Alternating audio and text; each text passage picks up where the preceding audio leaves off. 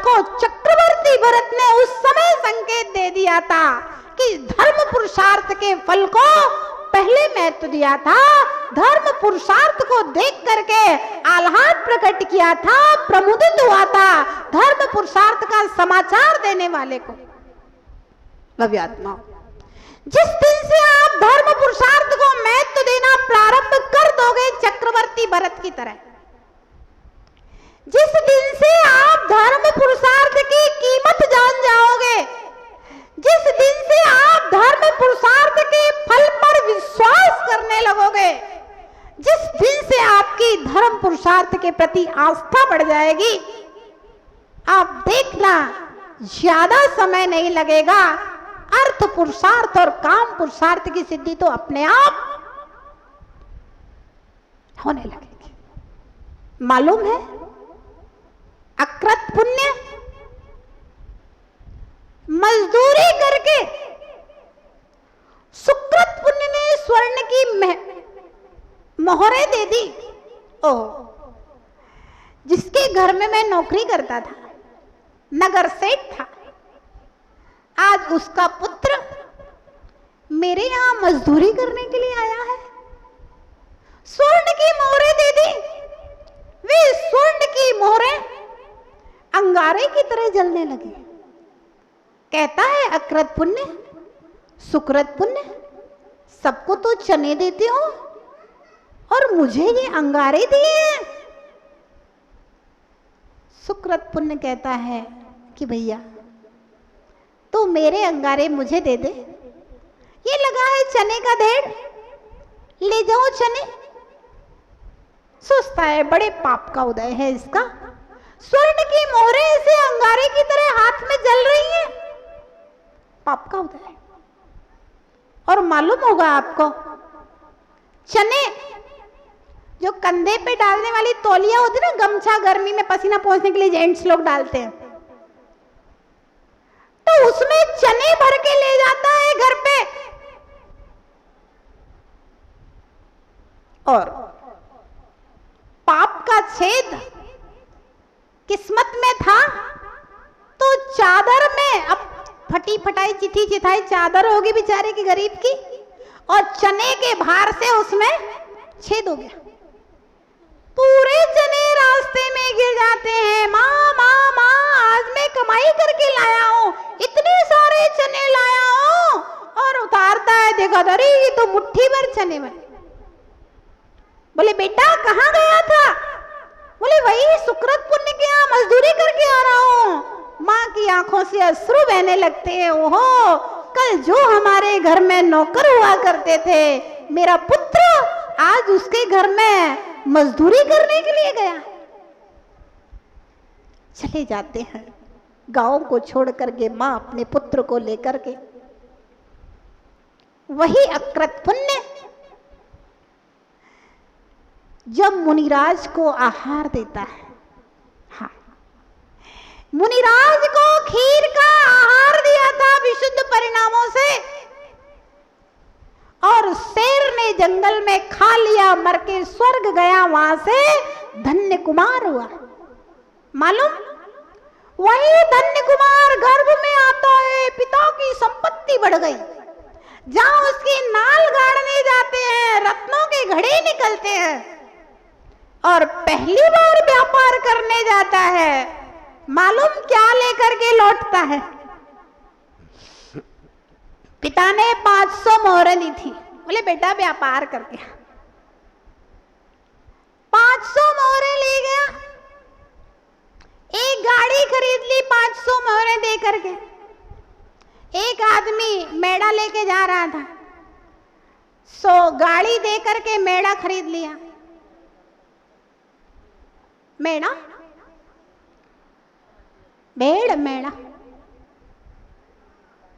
नहीं, मेढ़ा पहले खरीदा, मेढ़ा है ना, भेड़ खरीद ली। इसके बाद में एक कसाई चंडाल खटिया के पांव लिए जा रहा था। खटिया के पांव समझ गए ना, गांव में जो चारपाई होती थी ना, उसके 4 पैर चारों तरफ वाले, वो लिए जा रहा था। कहता है ये खटिया के पांव बेचोगे क्या? बोला हाँ बेचूंगा। क्या देगा? बोले मेढ़ा ले ले, भेड़ ले ले। सोचता है ये खटिया के पाँव के बदले में मेढ़ा तो अच्छा सौदा है, ले जाता है खटिया। और देखता है शाम हो गई, पिताजी ने कहा था शाम हो जाए जो घर आ जाना, और वे 4 खटिया के पाँव लेकर के घर आ गया। अब भाई लोग कहते हैं क्या करके आया है? 500 स्वर्ण की मोहरे गमा करके ये पुरानी खती हुई टूटी खटिया के पांव लेकर के आया है। पिताजी ऐसे व्यापार करेगा ये? 500 मोहरे पहले दिन गवा करके आया है। लेकिन मां तो पुत्र के मोह में उन खटिया के पांवों को ले जा करके मोरी पे पानी डाल करके धोने लगती है। मेरा पुत्र कमा करके व्यापार करके जो लाया है। अब देखिए किस्मत की बात है, माँ जैसे ही उसको धोने लगती है कि उसका एक आगे का जो कवर लगा हुआ था वो टूट के नीचे गिर जाता है माँ के धोने से, घिसाई से। और उस पाँव में से तो रत्न ही रत्न निकलते रहते हैं। माँ कहती है स्वामी जी देखो ये क्या है? पुत्र देख क्या खरीद के लाया है। वे कीमती द्रव्य दिव्य रत्न चारों पाटों में भरे हुए थे, और उसके साथ साथ में एक सेठ की वसीयत लिखी हुई थी धन्य कुमार के नाम।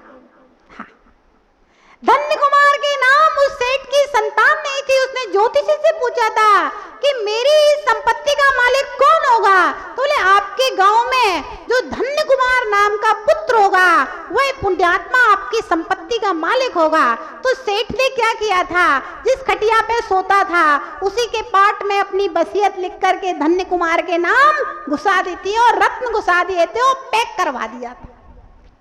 और किस्मत देखिए, ध्यान रखना, कमाने से पैसा नहीं आता है, दुकान खोलने से पैसा नहीं आता है, फैक्ट्रियां लगाने से पैसा नहीं आता है।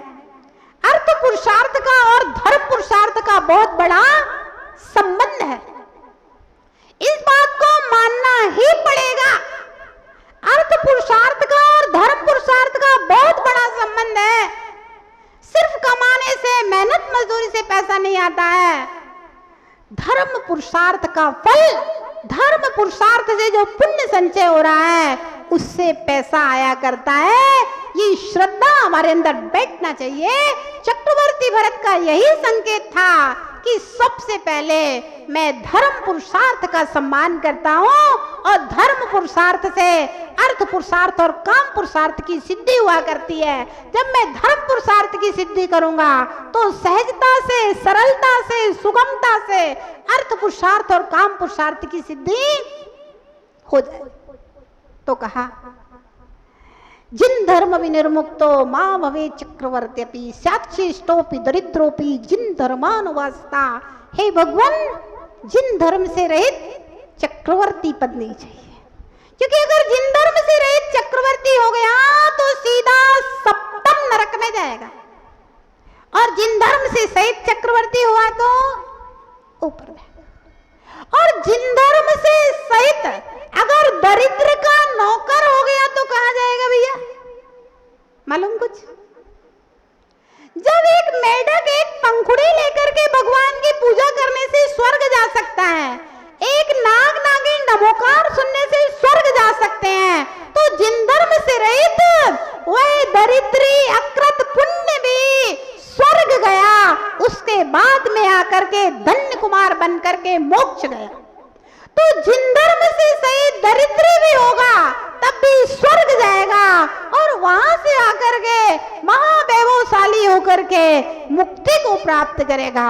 इसलिए बड़ी गहरी आस्था के साथ में भक्त कहता है कि मां भवे चक्रवर्ती अपि, जिन धर्म से रहे थे भगवान चक्रवर्ती पद नहीं चाहिए मुझे। तो जिन धर्म के साथ जो मिले, धन मिले, अच्छी बात है, क्योंकि जिन धर्म के साथ यदि धर्म होगा, धन होगा तो निश्चित रूप से धन परोपकार में काम आएगा, धर्म प्रभावना में धन काम आएगा।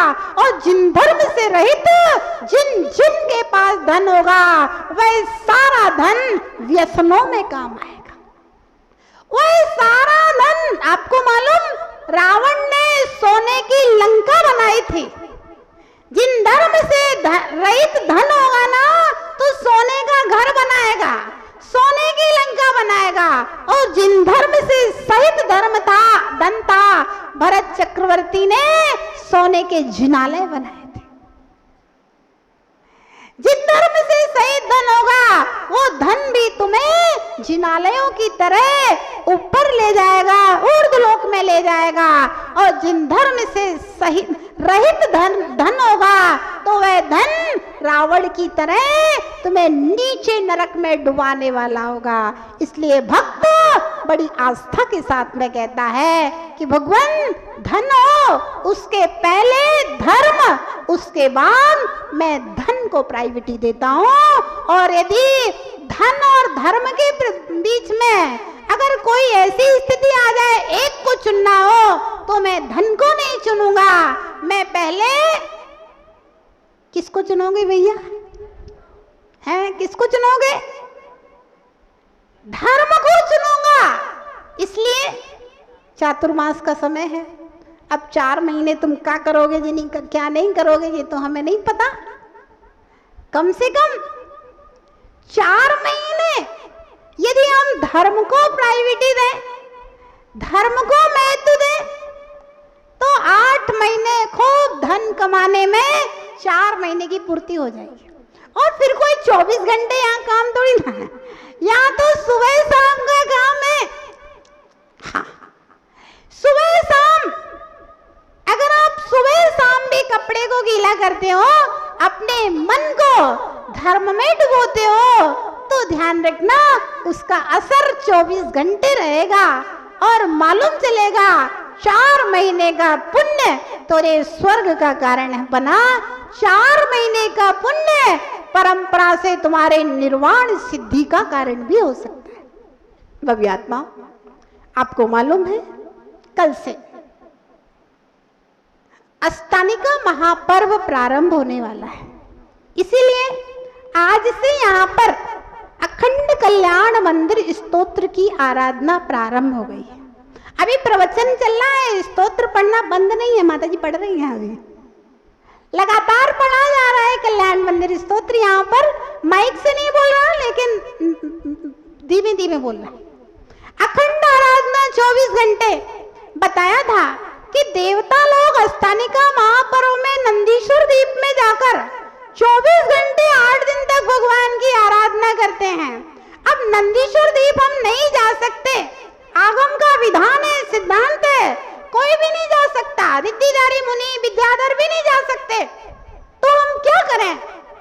हम अपने स्थान पे ही जिनेंद्र भगवान को स्थापित करके इस पांडाल को ही नंदीश्वर द्वीप मान लें और यहीं बैठ करके भगवान पार्श्वनाथ स्वामी की, सिद्ध भगवान की यहीं बैठ करके आराधना करें।